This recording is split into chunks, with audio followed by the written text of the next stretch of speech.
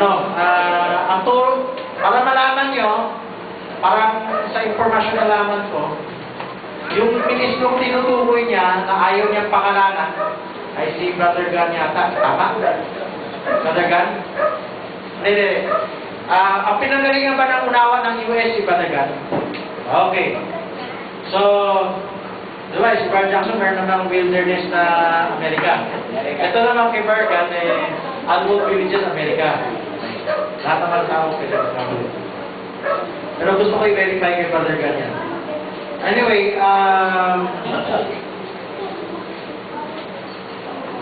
gusto ko i-share yung paliwanag ni Brother Jackson sa Parawang Chronicles ng Maligay.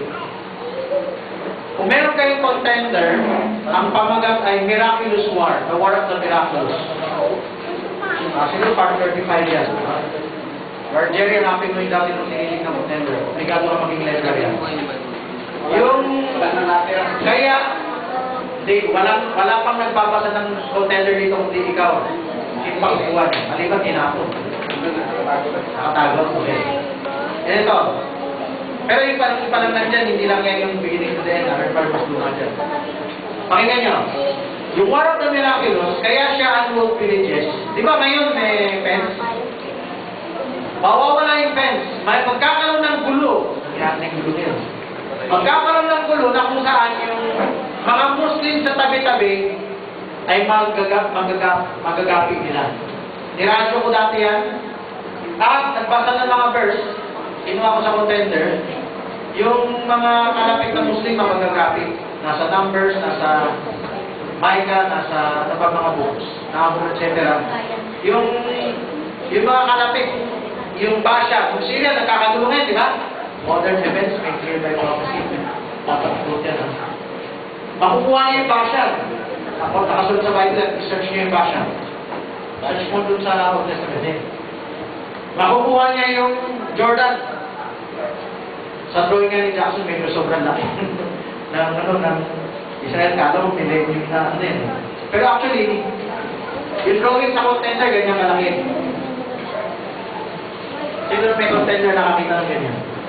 Mali lang ang drawing. At tama, ganyan na. Kasi Jordan, makukuha. Pero itong issue, may kinalaman yung gera sa pagtatayo ng templo. Kasi kung ang katapusan ng gera para magkasundo ang Papa sa Roma, kung ang katapusan ng gera ay may kinalaman sa kasundo ng Papa, start of the last week of Daniel na yan. Bago mag-start ang last week of Daniel, kailangan nagsimula na yung pagtatayo ng templo. Kasi templo ang aagawan ng upo ng Papa sa Roma, sa Jerusalem. Hindi pwedeng, siyempre baka may nagtuturo, nakamit na yung Lord na, parang hindi na patungo eh. Meron kang nabasa na yung peace covenant ng po, parang yan ang dwell safely. Magkaiba yun. Kaya sabi Brother Jackson, may War of the Miraculous para magkaroon ng peace. Hanapin pa ibang basa doon. Hindi, numbers. Numbers yung tama, numbers yung basa maaagaw. Ganito, yung War of the Miraculous, may temporary peace. Iba pa yung peace ng Revelation period. Parang ang Gog and Magog War, iba pa yung War of Armageddon. So yung peace na makukuha before Gog and Magog War, iba pa sa peace ng Revelation. So yung peace na yan, ito yung sabi ni Brother Jackson, objective report ko lang sa inyo. It doesn't mean Jacksonite ako, it means sa ngayon, yan po na yung maliwanag sa akin, yan po na i-share ko. Kung meron mas maliwanag sa kanya, mas maliwanag sa Bible, yan na sundan ko. Sabi ni Brother Jackson, yung Muslim mabububo ng Israel at magiging kaisa niya. Kikilalanin ng Muslim yung Diyos ng mga Israel. Actually, kinikilala na ngayon eh. Isa lang naman yung Diyos nila eh. Nagkaiba lang ang term. Pero, dati naman talaga sila magkakapatid. Meron na mga Muslim ngayon, hindi naman nakikipag-gira sa Israel eh. Kaisa eh. Pero may milagrong mangyari na magbubugang Spirit of God para magtatayo ang templo. Pag natayo ang templo, watch out, for the time is near. Isa yan sa signs. Dapat, yung PTA nyo, hindi kayo masyadong relax. Iwan yung mga pamilya nyo. O nanonood pa ng telenovela sa bahay. Dami-daming pwedeng pag-usapan sa bahay, talakayin sa bahay. Hindi utos, tanong, wala. Right? So, pag nagkaisa to, matatayo ang templo. Doon matatanggal ang fence. Bakit? Kaisa na niya yung mga Muslim. Hindi ko din tukoy lahat ng Muslim, ha? Kasi sa Ezekiel 30:39, yung iba doon, mga Muslim na bansa. Sabihin ako sa inyo, sa Ezekiel 30:39, yung bansa na lulusob ay Orthodox na bansa at Muslim na bansa.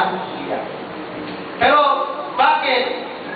Meron siyang kaisang Muslim. Hindi lang ng Muslim pareho. Okay? So, yung Iran, Muslim din yan. Pero iba yung pagka-Muslim niya doon sa mga katabing bansa. Karamihan ng Muslim ay Sunni. Ito yung ISIL. Pero merong Muslim na Shia. At yan yung Iran. Karamihan nasa Iran. Meron din sa Iraq. Mabilis lang to. Ano yung unang bansang lumusog sa Israel noon? Noon. Babylonia. Di ba si Saddam nagpalipat ng Scott para ma-involve lang, para hindi siya wala na si Saddam. Ano yung kasunod ngayon? Ano yung sa apat na empires? Di ba? Medo-Persia and Greece. Itong Medo-Persia represents Muslim. Babylon also represents Muslim, si Saddam.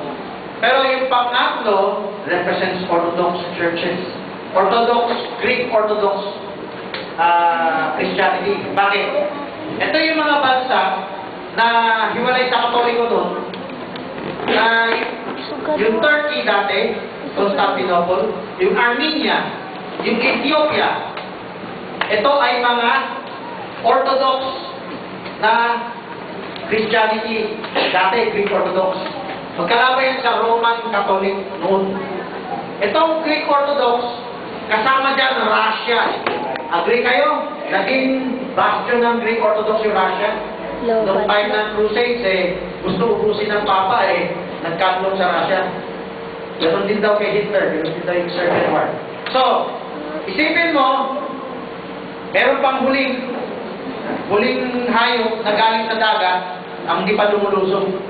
Armageddon na to. At ang huling hayop ay Europe. Rome. Diba? Apat ang hayop, Babylonia, Medo-Persia, Grecia, Rome. Itong Grecia at Medo-Persia, ito ang magiging Ezekiel 38:39. So isa na lang, pag natuman yan, meron pang huling gera na which is Armageddon. Lulusot din yan, pero kaharap naman nila China. Balik tayo dito sa unwalled villages. Pag natanggal na yung unwalled villages at meron na silang kapayapaan, maaaring may gagawin ng Diyos kaya masisira yung Rosca Kumar at matatayo ang templo. At habang tinatayo ang templo, sobrang luho ng pagkakatayo ng templo, babagsak ang world economy, pati ang US babagsak. Bakit pa ni Bergen yan daw? Doon sa Believer ni Bergen? Bakit ba? Kaya nakikinig. Sandali. Nabanggit pa ni Bergen, babagsak ang US economically. Bago ng Ezekiel 30:39 Mark, kaya ng luso pa Russia. Pero, babagsak din na Russia, katulad ni Mark Jackson. Pero, pagbagsak na Russia, hindi siya babagsak na without a fight. Kasi, lahat ng kayamanan pupunta sa templo. Magbabasa ka dun sa Ezekiel 38, art don't come, sabi na Saudi Arabia, Sheban Dedan, art don't come to take a spoil, art don't come to take, ano yung pupunta spoil? Away silver and gold. Spoil perfect bastard. So, ibig sabihin, pumunta ka para magsabsak ng kayamanan. Sa loob-loob ko, oil ba ang habulin na sa Israel? More than oil. The world's commodity. Alam niyo yung world's commodity? Talo pa yan Marcos Group. Talo pa yan. Yung kalahati ng world kahit na kayamanin nandun. Kapag nakipag-unite din sa Vatican, hawak na yung kayamanan ng buong mundo. Kasi may kayamanan din hawak yung Vatican, yung lupa eh.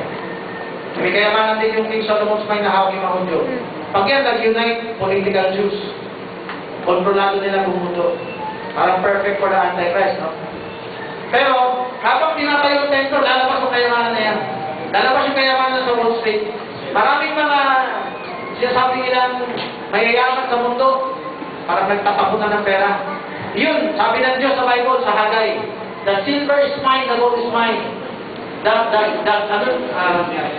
desire of the Gentiles, the glory of the Gentiles, pupunta sa Israel. So ito yung pagtatayo ng templo. So pagtayo ng templo na yan, ay yan ang pwede mag-smart ng Ezekiel 38-39 war. Pwede in the process ng pagtatayo, pwede tapos na itayo, pero ang issue dyan, yung war na yan, may kinalaman sa economic na imbalance ng mundo. Napaka-sensitive ng mundo natin. Dahil ng global village tayo. Okay? Isang bansa na bumagsak, lahat damay. Okay? So magkaroon lang kayo idea. Yung annual villages, dahil yung Muslim magiging kakampi, kaya magiging kakampi, merong miraculous, War of the Miraculous sa tawag ni Bert Jackson. Dahil sa War of the Miraculous, bigyan ko kayo isang idea na parang totoo yung War of the Miraculous. Di ba yung Egypt kasama, kalaban ng Israel? Ngayon, parang kakampi na. In Jordan, kalaban ng Israel, dati, pero ngayon parang kakampi na. Yung Syria, kalaban ng Israel dati. Meron pa yung sa yung North Christian dapat yung Lebanon, kaso na-over na. So, yan lang. Salamat.